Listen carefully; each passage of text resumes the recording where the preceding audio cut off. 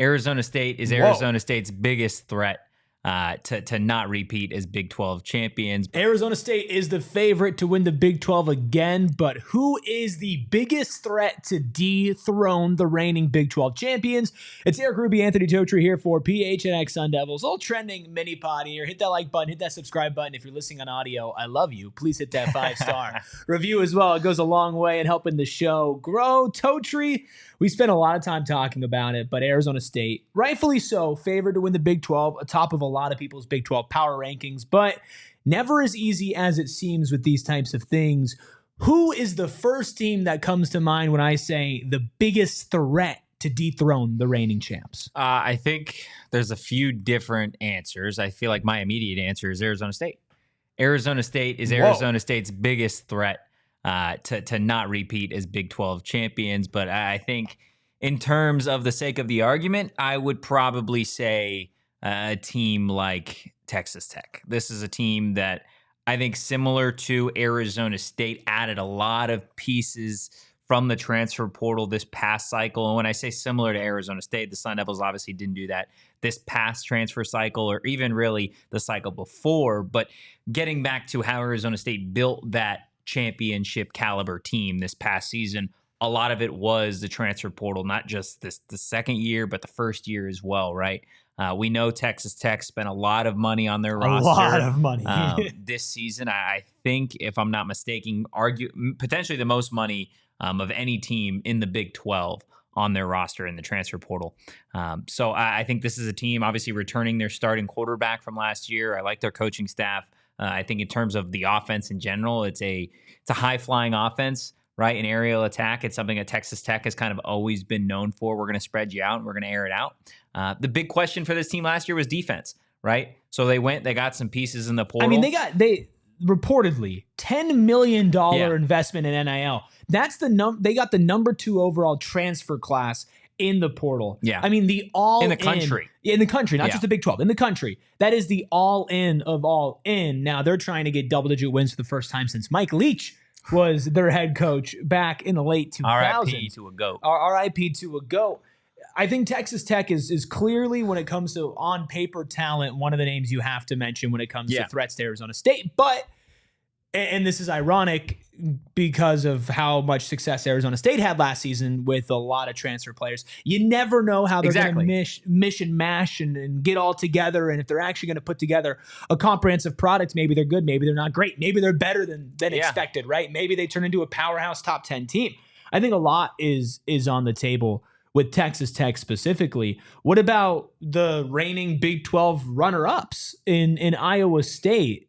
Is there any concern there that Iowa State can close that gap with ASU? Ooh, I don't know if Iowa State can close that gap. I think last year was very clearly one of the best seasons that Iowa State has had. That was their first double-digit, history, I believe, season in not ever, but and probably a very long time. One of the first times in a long time. Look, I have banged on this table several times just in support of what Matt Campbell and Rocco Beck do for the Cyclones. I do think the loss of their 2,000-yard receivers are certainly going to hurt them. I know they added in the transfer portal similarly to everybody else, but in terms of closing that gap, I don't know if that roster got better than it was last season. And you figure, even if they did close the gap, did they close a 25-point gap in a championship game? Right. Probably not. Well, by the way, it was their first ever double-digit win season ever. Look, Matt Campbell and Rocco Beck, I think, are a great quarterback coach. And they got Chase Sewell out of Eastern Carolina, who I'm not as high as, and I know you're not. I would say I am. I'm a little more concerned about him, but you're going from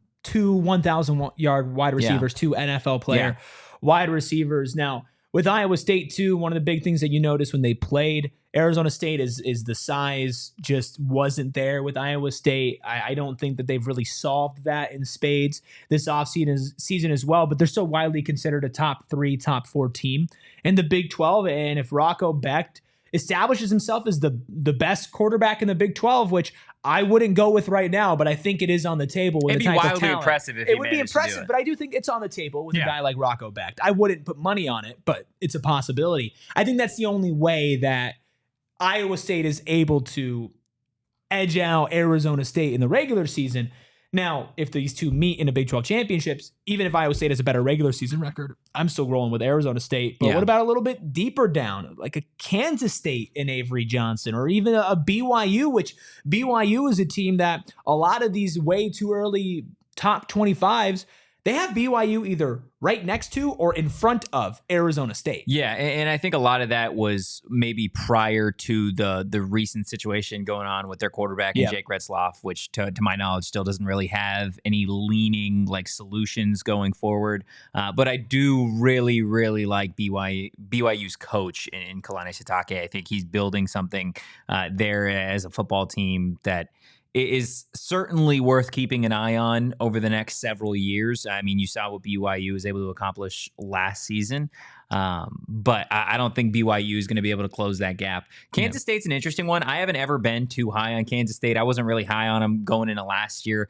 I was wrong. I didn't think that offense was going to be able to figure it out. They did. Avery Johnson, I think, needs to just hone in more as a quarterback than truly being like a running first type of guy. I think if you looked at Kansas State last year, you could say his up and down play, like his inability to be that true quarterback, like that probably cost them a trip to the Big 12 championship down the stretch. 100%. I like Dylan Edwards as a player. I'm interested to see if they use him as a 3-down running back, but similar to a lot of these Big 12 teams, can that running back really make up for the loss of production of the guy that was there the year prior, right? DJ Giddens, obviously the Kansas State running back last year. He was a really talented player. He's gone into the NFL. So if Dylan Edwards can really lock in and be that true RB1 for the Wildcats, and Avery Johnson can make that next step, then I think this team certainly is going to be in that conversation for a top 3 or 4 team in the conference. Do they close that gap with Arizona State?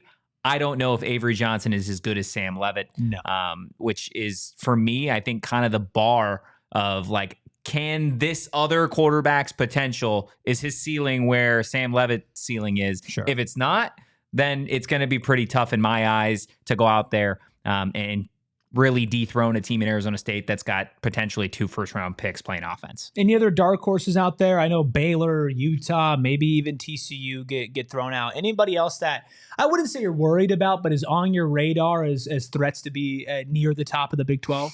I don't even know if this is so much to be a threat to be in the top of the Big 12, but a team that I am really interested to see how they perform this season. I think they're going to perform better than most people expect, is probably a Cincinnati. I like Brendan Sorsby as a quarterback. I think that's a team that is certainly getting better year over year in recruiting and transfer portal. I mean, you obviously saw what they did against Arizona State last year. Now, of course, that was without quarterback Sam Leavitt in that game. But I think Cincinnati is a sneaky team to be interesting, higher at the end of the season than maybe people expect. I think you always got to throw in Utah in that conversation with Kyle Whittingham. Obviously, they got themselves a new quarterback.